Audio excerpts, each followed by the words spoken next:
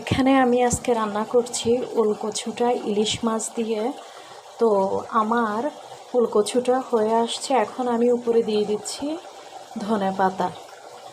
বেশি করে ধনেপাতা দিয়ে দিব, কারণ এটাতে যত বেশি ধনেপাতা দেওয়া যায় ভালো লাগে। আর এখন ধনেপাতাটা একেবারে দেশি, সব তরকারির সাথেই দিতে ভালো লাগে। এটাকে অনেকে বলে, অনেকে না আমরাও বলি, মাটির নিচের আলু বলি।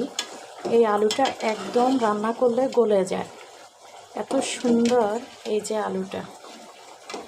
এটা কিন্তু আমি ভাঙতে দিইনি যাতে ভেঙে না যায়, কিন্তু আমার আলুটা কিন্তু অনেকটা নরম হয়ে এসেছে।